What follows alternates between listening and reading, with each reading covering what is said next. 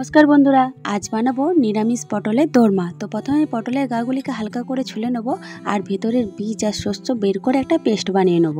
কাজু, কিশমিশ, চারমগজ আর পোস্তর একটা পেস্ট বানিয়ে নিতে হবে। আর নিতে হবে আদার পেস্ট, আর নিতে হবে গ্রেট করে রাখা পনির। এবার কড়াইয়ে সর্ষের তেল দিয়ে পটলগুলিকে দিয়ে দিতে হবে আর উপর থেকে লবণ আর হলুদ ছড়িয়ে অল্প ভেজে নিতে হবে। অল্প ভাজা হয়ে গেলেই তুলে নিতে হবে আর ওই তেলেতেই গোটা জিরে, কাঁচা লঙ্কা অল্প নাড়াচাড়া করে দিয়ে দিতে হবে আদার পেস্ট, যেটা আমার ভিডিওতে দেখানো হয়নি, ওর জন্য দুঃখিত।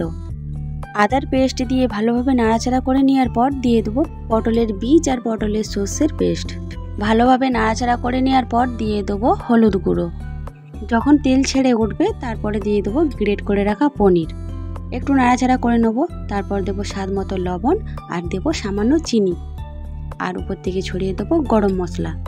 পটলের দোরমার পুর তৈরি। এবার পটলের মধ্যে পুরটিকে ভালোভাবে ভরে নেব। এবার একটি অন্য কড়াইয়ে সর্ষের তেল, গোটা গরম মশলার ফোড়ন দিয়ে দেবো আদা পেস্ট। একটু নাড়াচাড়া করে নেব, তারপরে দিয়ে দেবো হলুদ গুঁড়ো, জিরে গুঁড়ো আর কাশ্মীরি লঙ্কা গুঁড়ো। মশলা থেকে তেল ছেড়ে উঠলেই দিয়ে দেবো কাজু, কিশমিশ, চারমগজ আর পোস্তর পেস্ট। এবার ভালোভাবে মশলাটি কষিয়ে নেওয়ার পর দিয়ে দেবো কয়েকটা চেরা কাঁচা লঙ্কা। অল্প জল দিয়ে নাড়াচাড়া করে নেব, তারপর একটু ফুটে উঠলেই দিয়ে দেবো স্বাদ মতো লবণ আর দেবো পুর ভরা পটল। এবার মশলার সাথে পুর ভরা পটলগুলি ভালোভাবে ফুটিয়ে নেব আর উপর থেকে ছড়িয়ে দেবো গরম মশলা। পটলের দোরমা তৈরি। আজকের এই পটলের দোরমা রেসিপিটি আপনাদের কেমন লাগলো অবশ্যই কমেন্ট বক্সে কমেন্ট করে জানাবেন।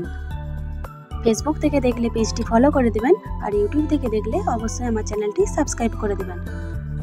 আগামীকাল হাজির হব আবার একটি নতুন রেসিপি নিয়ে। তো সবাই ভালো থাকুন, সুস্থ থাকুন।